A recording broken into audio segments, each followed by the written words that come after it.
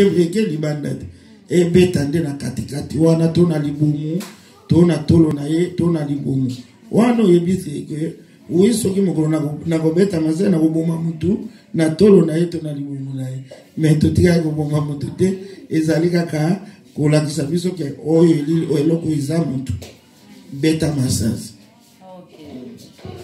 Ah, sikoyo tongi tokota nanu mama tangu yo siko oyambi Yesu na bomo ina yo lokola mokonzi pe mobikisi toyebi ke nakata maloba na Nzambe eza na makambo ebele oyo eza kotelemela eza na makambo ebele oyo mwana na Nzambe akosalela ti sikoyo po nakata Bible déjà tangu balobi ke ne tue point tandis que musala ya kisoda eza ke soko za face na adversaire il faut éliminer adversaire sikoyo neti na bakaya ndenge wana est-ce que mwana na Nzambe akoki kosala musala ya kisoda dans mutuna nga ezana no place wana mwana na Nzambe akoki kosala musala ya soda mama totali meme na Bible tozali komona bana Israël basoda ya bana Israël bazaki kokende kobunda bitumba mais bazaki koyoka toujours mongongo ya Nzambe soki alobi bokokende bokolonga bolongi soki alobi ke bitumba bokokende lokola boyoki ngai te bakolonga bino soki totali meme na Biblia ezali na esika Nzambe na Luc 3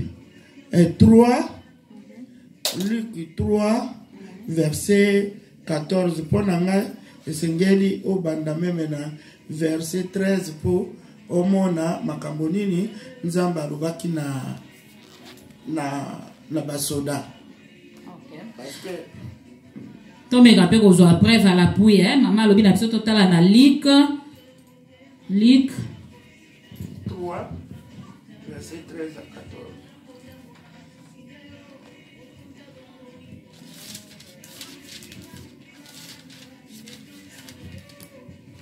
Bolimbi simuke tozoluka passage wana po biso toza bata preuve à l'appui to ana besoin vraiment que tozwa vraiment confirmation na Bible. Luc 3 combien maman? 13 à 14. Luc 3 13 à 14. Baebisi biso boye. Il leur répondit: n'exigez rien au-delà de ce qui vous a été ordonné. Des soldats aussi lui demandèrent: et nous, que devons-nous faire? Il leur répondit: ne commettez ni extorsion ni fraude envers personne, et contentez-vous de votre solde. Oyoki moto oyoki likambo wana po oyeba ke soda bapesaki ye mitindo na Nzambe kozwa likolo kozwa lifuti mosusu likolo ya lifuti na yo te koyiba te kobotola moto eloko na ye te koboma moto pamba te parce que tango bato bakenda bitumba mutu moko takoki komona moto visa boy obeti masasi sasa lo problème bitumbe ni golobani bozo wela likambo moko songolo alors kote oyo na kote bazwa kobunda affrontation wana oyebi nano koboma te oyebi nana kobika te basoda bakenda bitumba bayebaka te ke bakozonga akolaka wina kei soki nazongi malamu soki nazongi te malamu alors ezali kozala soda ezali te kozala mwana satana te ozali mwana na Nzambe ozali mwana Nzambe pe okozala toujours kuservir Nzambe na yo po na makasi na biso tokolonga bitumba te bana Israël bazaki ko échouer soki balobatie mutu makasi Nzambe alobi te bokende te bango bazaki koke o atakokende Nzambe wana tango bakokoma kuna ba échouer bazongeli ye akoya kotuna bango na lobaki nini alors ezali nani soda yepe asenga quand même tango bakenda bitumba omona ka ebele bazalaka na ba chaîne moko ya ba croix pona nini aza komona ke Jésus Christ azotamba na yelongo donc ce qui te comprendre pour na yo mama izaki mutu mwana na Nzambe pe akoki kosala musala ya kisoda mwana nzamba kokusa musala soda mama pona nini te yango na yebisi nga na lobito za na ba pasteur to benga ka bango ba homonye pona nini to benga ka bango ba homonye parce que ndenge nzamba tinda ke bango esengeli oya bango mateya batia ka ba militaire batia ka ba militaire soki to tali ndenge otangi na lui kiwana nzambe motaza koloba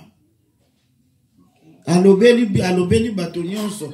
après basoda pe bazalaki wana baye kotuna ye mutu na bongo yo olobi kaka na bato muso e bongo biso basoda tokosala mosala nini alobi wi bino bosala mosala na bino normal koyibero kwa moto te kobotola te koluka lisusu lifuti na yo likolo ya lifuti na bapesi yo o bakisa likolo nango yango wana mwana nzambe sengera sala musala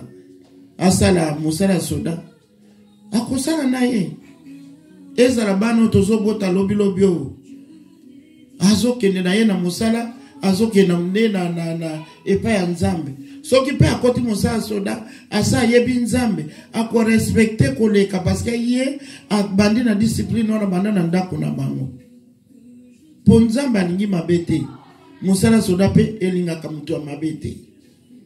nde yango wana vraiment ngande côté nanga kako nazotelemela nde yaka ne tue point donc yango ekomami kutu na kati ya 10 commandements mama eza na kati ya 10 commandements balobi penza koboma te siko musala ya kisoda yango ezake na parcours na yo ya musala wana ta mususu okuta toujours na circonstance moko osenga o sala eloko wana siko côté wana nga place na telemeli ndeka place wana vraiment ne tue point. Okay. Na place wana na koki kosembola yo boye oyebi mosala soda ezali na bakonzi eza na mitindo penza soki bayebisi yo ke boma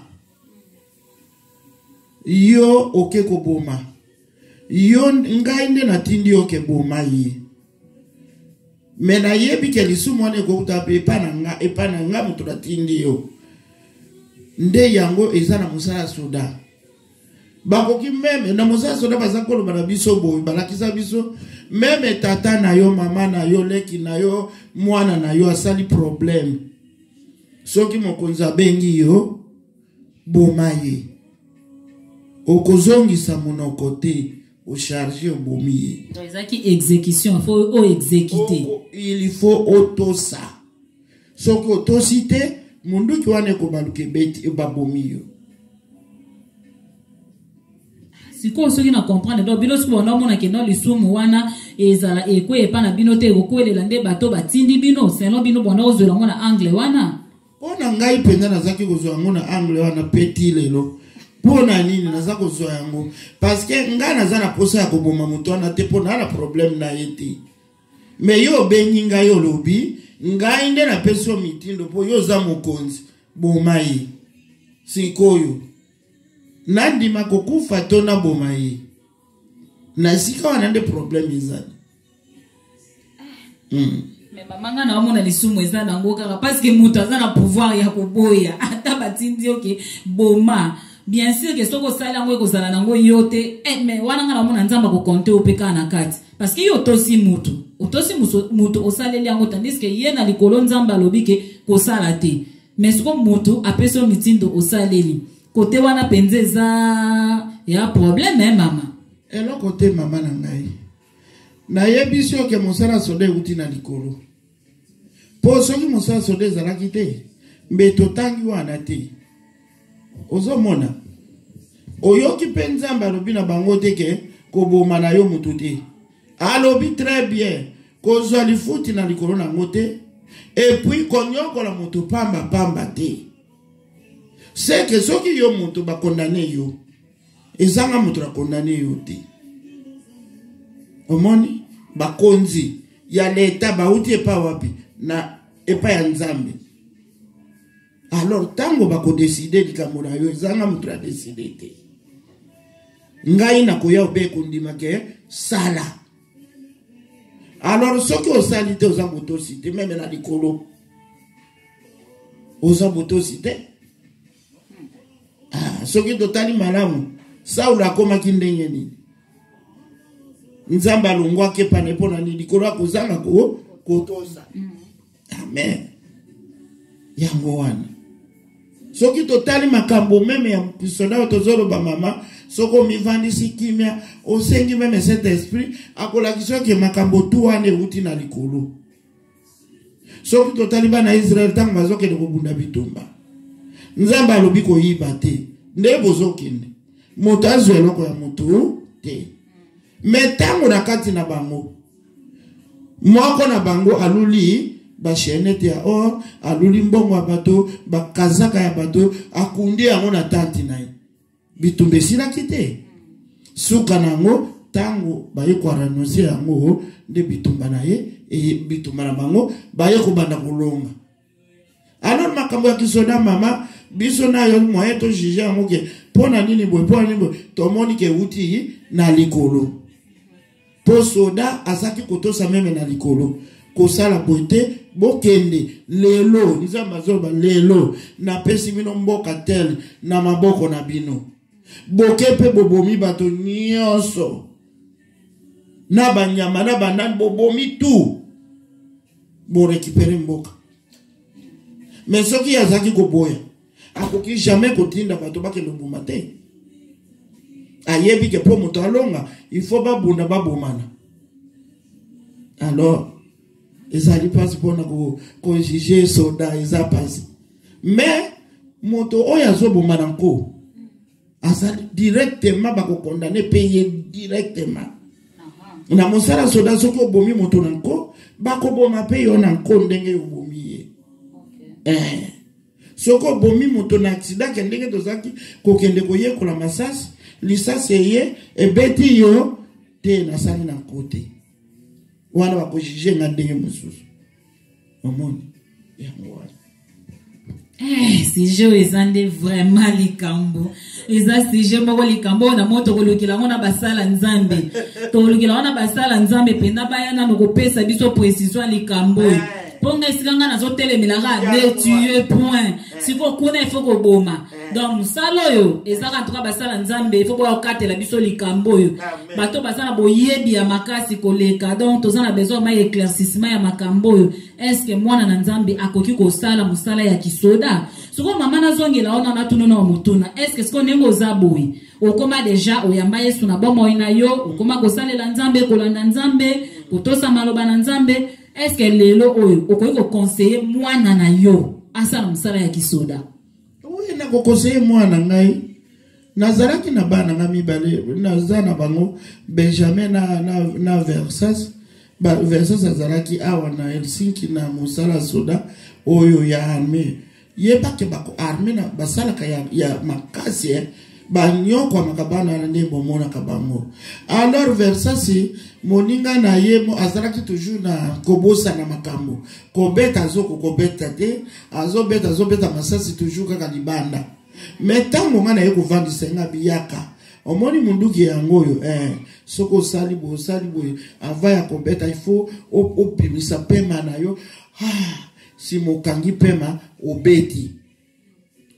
mbana moko komaki ndenge balobaka na musala soda ke tire d'élite bapesa ki ena Jeanette moko oyo eza na munduki balobi aza kotire kitoko koleka baninga na ye nyonso ozomona. Alors ezali te ke mwana soka akenda musala soda nde akomi na ye diable te otomona kuna neto nziraki kobuka mibeko ya Nzambe azobuka te ebele bazalaka bakei omona chaque vendredi babimaka wana dimanche aza na église ozomona azoakoyoka liloba Nzambe naza na Benjamin kuna bazokumisa ye toujours pona nini koyoka liloba Nzambe koyoka malako ya mama ndenge aza kolakisa yo babetaka te bafingaka te ya yebi ne bafingaka te yebi ne babundaka te sikoyo tango ake kuna soki apkei kaka na lilobana na mutu na ye mama alobi babundaka te bafingaka te babetaka te azokoba nango peka kuna mama ezalaka sa depaya ndenge nini mwana azobokwama soki mwana azobokwama na ndenge ya kanda Yé pas okende kutia kanda bisika zokende. Amen. Vraiment. En tout cas, na banti bandeko bino nyonso tu bozolanda biso motuna oyo bino moko pe bomeka kosala pe ba etidi na bino na kotanga Bible vraiment molimo mosantu mo kaka convaincre bino mais katanga na koloba nanga teke mutu kende kosala musala kisoda boyebodo mutu yo moko conviction na yo ndenge moko kozala convaincu na banti boyo kinde to sololi na mama to tunie mo ba question ebele ameki ko répondre biso donc wana ce que comme il kambuya mutu yo moko pe okoka kotala soki oza convaincu que otinda mwana na ona musala kisoda to yo moko ke musala kisoda tout en état chrétien donc wana en tout cas ezongele pa na bi mais pona mama soda mama mado oto yambi ya lobi ye pona ye donc ezana ngoma bete donc musala kisoda mwana na nzambe pe akoki kosala yango sikoyo to clôturer na biso émission na biso awa to kozwa pe bande comme susu ba meka kolobela biso na point o penza ya musala ya kisoda po toza na besoin éclaircissement sur yango toza na besoin penza éclaircissement sur yango ke soki mwana na nzamba ko sala musala oyo yango to kozwa pe bande comme susu to kosolola na sujet oyo pona to kokana ko sosola penza makambo malam alors mama okoki soko za na bato ko pesa bambote okoki ko pesa bambote avant que to clôturer penza émission na biso na pesi mbote na église Siloé Mobimba na pasteur nanga elongo na papa Peter bakambi na biso nyonso na pesi bango vraiment merci tozala elongo na kolo libota nanga Mobimba libota mama do ba nanga bakoko na ngai bakoko nanga nyonso na pesi bango vraiment nzambe azala na biso elongo atambusa biso azala na kimia ba nyonso bakemeki ba voyage bazonga na kimia po yazali nzambe ya ba voyageur yango na tiki nyonso na maboko ya nkolo na ngomba malamu ya pesi biso mokolo lelo ngai moko na vi na nga na yebaka te ke nakoki kosala moya nakoki kosala interview ya boye mais oyo nzambe abongisa suka ekokisamaka yango na pesi nzambe wana merci na ndako oyo yambi ngai tikete nzambe wana azala na ndako oyo tango nyonso abatela libota oyo ekende liboso no ezonga sima bana nyonso nzambe oyo apesaka sagesse pe intelligence abakisela bana nyonso sagesse pe intelligence na papa na bango kati na ndako libota munene nzambe apesi ye ayeba kwa cadre bango elongo na mama na kombo na Yesu kolo pe mobikisi. Merci maman vraiment siko tokomi ko clôturer émission na biso na pesi merci na nzambe oyo a permettre que to sala émission oyo merci na mobali nanga papa tonton Mokango vraiment na pesi vraiment bambote na mama nanga Leontine papa nanga na clé baleki nanga nyonso tu na pesi bango nyonso tu bambote nanga pe lisusu na pesi na pasteur nanga pasteur Serge Mambu oyo penza atika rabiso te azata nyonso ko poussana na présence na nzambe pona omemela biso toujours ba révélation de la part de l'Éternel. Donc nzamba pambola mon pasteur Serge Mambu ainsi que mama Dadou. Donc wana mama na biso nzamba pambola ye nzamba pambola pe bandimi nyonso tu ya maison d'adoration ba mama maison d'adoration nyonso na lingi bino nyonso mingi nzamba pambola bino balandi nyonso tu pe émission kombola bopeto na lingi bino nyonso mingi nzamba pambola bino bozala toujours kaka connecté branché na kata chaîne na bino ya kombola bopeto. Donc mokolo na mokolo nzamba azosala toujours ngolu azosopela biso toujours ba bénédiction na ye et toza ko avancer toujours elongo na ye nzamba pambola bino pona sujet to lobeli oyo ya musala ya kisoda. En tout cas, moi, na nzambe, je pense que ozana molimo mosantu na kati na yo, molimo mosantu azalaka na pona ko sosolisa biso, pona ko sunga biso, koyeba kosala eloko nini eza ya malamu pe nini eza ya malamu te. Donc kota ta mabolongono na se tuna volonté na nzambe pona musala ya kisoda to pona bana na yo so balingi bakota musala wana. Mais pona biso tokolukela bino susu kaka batu mususu o toko continuer vraiment ko approfondir sujet oyo kolobelango ya musala ya kisoda soki mwana nzamba akoki kosala to akoki kosala ngoti nzamba pambola bino bisika bozali wana tokutani na biso tomonani à la prochaine numéro. Que Dieu vous bénisse. Bye. Bye.